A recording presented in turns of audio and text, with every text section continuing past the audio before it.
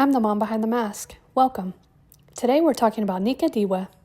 Now you may be wondering, why would you target this energetic, fun, and relatable mother that's just sharing her life and that seems to be talking about really important topics like setting boundaries, mental health, and the realities of marriage? Or maybe you know exactly who Nika Diwa is, and you know where we're about to go with this. The issue with Nika Diwa isn't the message behind her content, it's how she presents it. And it's at the expense of her daughter's privacy. And just to be very clear, you've reached the side of the internet that prioritizes children's safety and well-being. And I call out the parents who aren't. Nika Diwa is a YouTuber/TikToker with over 3 million followers who shares about her life with her husband Amika and their 2 toddler daughters. Now, if you take a quick look at her content and think her family seems adorable and relatable, congratulations, you're normal. However, Nika Diwa's content is like an optical illusion. If you tilt your head just right and squint your eyes a little, it'll reveal a twisted image you just can't unsee, and frankly, she's curated her content to be the perfect viewing room for predators, the exact thing she's constantly warning her daughters about. The issue with Nika is that she constantly exploits her children by feeding them lines to say on camera, or so it seems. No, that's a boundary. Oh, it's a boundary. Good girl, now here's your candy. Next time say it with a little more feeling, okay? But you saw that too, right? She definitely gave her a treat for saying the line. Nika has found herself in some hot water by having very uncomfortable and often not age-appropriate conversations on camera that seem like the point isn't to have the conversation, it's to perform for the camera. What about Dada? Dada doesn't have, so only girls have period, not boys. I just have to use the restroom because if I don't, my stomach will explode, and that's not good for me, and it's definitely not good for you. I know, you might not understand it right now, but you will one day. That's the issue most people have with Nika. It's performative, which as a content creator, a level of performance is understandable. But in these instances, she's trying to pass off vulnerable moments with her toddlers as if they're moments that she just so happened to catch on camera, when in reality, it seems obvious that they are performative. Here's the thing. Make all the cringy and vulnerable content you want with your husband. Talk about your marriage, how you almost got divorced. Make constant, and I mean constant, clickbait videos about how you're going to divorce your husband. Talk about your sex life. Talk about your struggles with mental health and how that's affected your marriage. Make all the videos you want with him because you're both consenting adults. Keyword, consenting. But do you know who is not able to consent? Either of their daughters. Do you remember the silly things you got embarrassed about as a teenager? I don't know, like when your mom would tell her friends the story about when you went through her private bedside drawer when you were a toddler and rubbed her special toy all over your face and neck. Now imagine she had that on video and showed it to millions of people. Yes, I'm serious. Nika did that.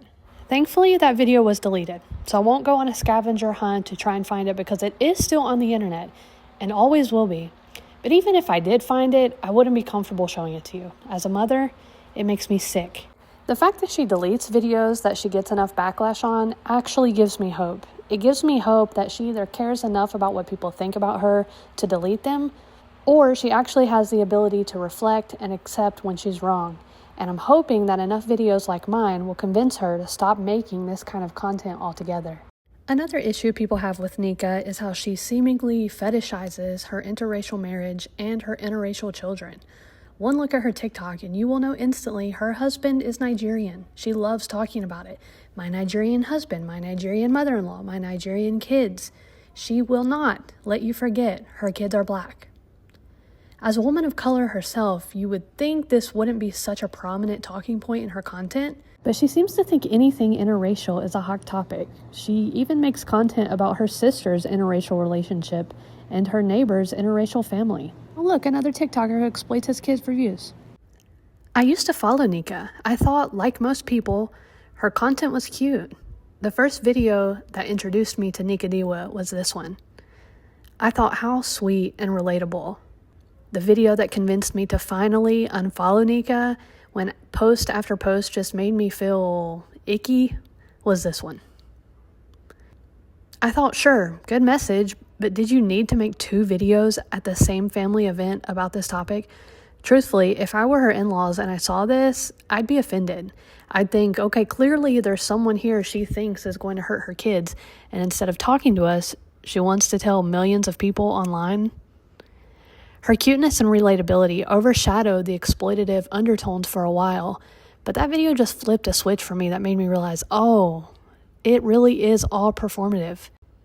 And that's when I started actually going through all her videos and realized her entire platform is about setting boundaries for herself and teaching her daughters to do the same, yet she holds no boundaries for them.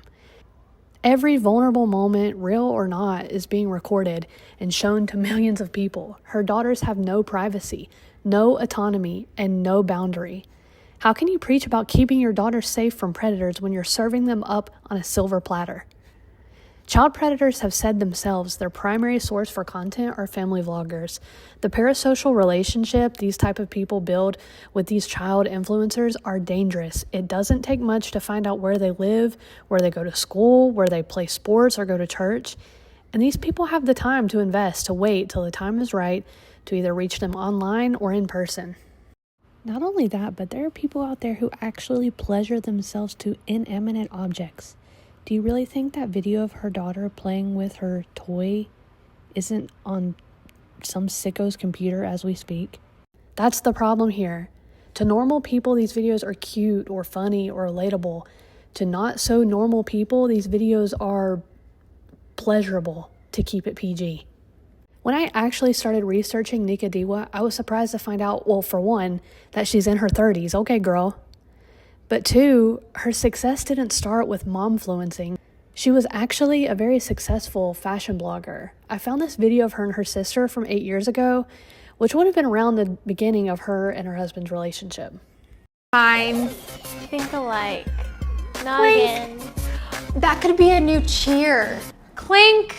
Clink. Cheers. I love you. Okay, although cringy, clearly she was somebody. She could have continued to grow that and become just as successful or maybe even more so than she is now. The fact is, Nika Diwa is beautiful, charismatic, stylish, creative, and funny. She doesn't need to exploit her children to get followers.